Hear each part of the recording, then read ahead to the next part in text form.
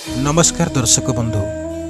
आज पवित्र गम्हापूर्णमी उपलक्षे भावधारा creation YouTube channel तरफर आपण मानक अनेक अनेक शुभेच्छा और शुभकामना। पवित्र गम्हापूर्णमी आसिले मने पड़ जाए से दिनर से बण पहाड़ पर्वत घेरा छोटिया गाँटीर कथा। राजरास्ता ठारू अल्प दूर बण पहाड़र सबुजिमा परिवेश भितर पहाड़ पाददेश को लगी छोटिया गाँटीए आउ गाँ से मुंडरे गाँ को लगी एक सुंदर पुष्करिणी। पुष्करिणीर टिके आगक गले पहाड़ को लगी एक सुंदर जगन्नाथ मंदिर। गाँ पाखरे सुंदर पुष्करिणी आउ जगन्नाथ मंदिर गाँर सुंदरता को द्विगुणित करुथाए। प्रतिदिन सकाळ पाहिले गाँर महिला माने एवं सेमानक सांगरे छोट छोट पिला मंदिर को जिबा आसिबार रमणीय दृश्य भारी नियारा। सेई गाँर छोटिया झीयटीए ना तार रमा प्रतिदिन राति नपाहुणु सेजरू उठी पड़ी हाथ में फूल चांगुड़ीटे धरी नाना जातिर फूल सबू तोड़ी आनी सीधा मंदिर को दौड़ी जाए। आउ पूजारी को कहे नना ठाकुर को ये फूलगुड़िक चढ़ई देव। मंदिर रे फूलगुड़िक दे सारी घर को मन खुशी नाची नाची दौड़ी दौड़ी चली आसे। सते जेमिति प्रतिदिन से जगतर नाथ जगन्नाथ सेवा करने तार जन्म। बापा माँ गोटे बोली संतान बापा माँ कोल भारी गेल्हारे बुड़ू थाए। आउ बापा माँ भी द्वितीय संतान खोजी झील पाखरे सबु स्नेह ममता अजाड़ी दे थांती। झील पाखरे सबु स्नेह ममता अजाड़ी दे परिवार लोक भारी हस खुशी दिन गुड़िक बीतई देउथांती। ओडिया परंपरा हिसाब रे 12 मासरे 13 पर्व आउ पर्व पर्वाणी रे गाँ लोक माने मिलिमिशि खूब आनंद मनरे परस्पर सह मिलिमिशि भलमंद को उपभोग करती। दिनकर कथा से दिन थाए श्रावण मास पूर्णमी तिथि पवित्र राखी पूर्णमा। भाई हाथ में भौणी राखी बांधी भाईर शुभ मनासी भाईर दीर्घायु कामना करे एवं भाई मध्य भौणी हाथरू राखी बांधी भौणीर विपद आपद समय ठिया होई सबु विपद आपदरू रक्षा करने को शपथ करिथाए।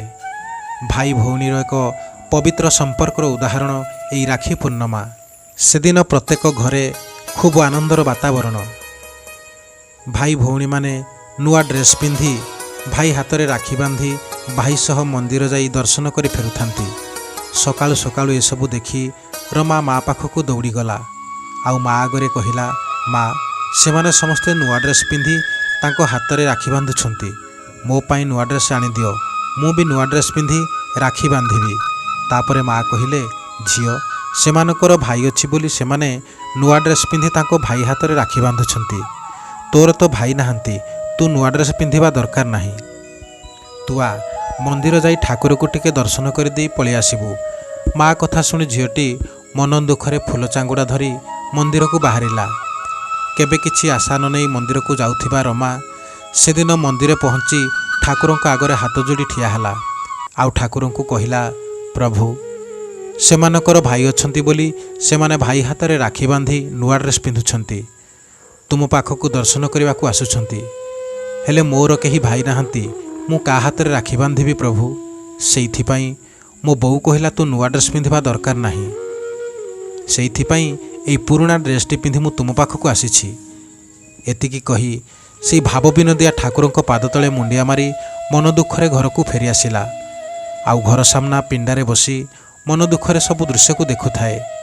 पिला माने हाथ में राखी बांधी ए घरु से घर को से घर ए घर को दौड़ धाँ करी खेलकूदरे माति थांती। रमा सेमानकु देखी भारी कष्ट हेउथाए ता मनकू। आउ पूर्ण शशी मुहंटे को मेघ ढांकिला परी तलकू मुह करी बसी थाए। बापा जेते डाकुथांती खाइबा पई जमा शुणु न थाए। मन दुख करी सेमती रास्ता कड़र से पिंडा उपरे बसी थाए। आखिरु लुह झरी जाउथाए। हठात ता कानरे शुभिला एक खेलना बालार पाटी। अल्प बयसर पिलाटीए खेलना खेलना डाकी डाकी ताको घर सामने पहुँचला। यह देखी रमार माँ घर बाहर को आसी से खेलना बाला को डाकिले आउ मो झील पाई गोटे खेलना दियो।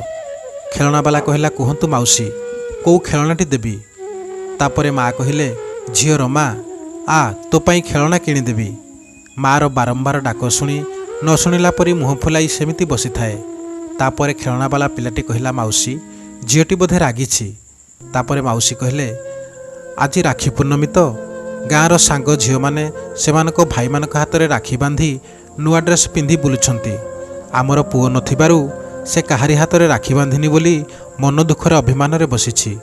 ତାପରେ ଖେଳଣାବାଲା ପିଲାଟି କହିଲା, ଓ ଏଇ କଥା, ବୁଝିଲ ମାଉସୀ, ମୋର ବି କେହି ଭଉଣୀ ନାହାନ୍ତି। ଏଇ ଦେଖୁନ, ମୋ ହାତ ବି ପୁରା ଖାଲି, ହେଲେ ମୁଁ ଏଥିପାଇଁ କେବେ ମନ ଦୁଃଖ କରିନାହିଁ।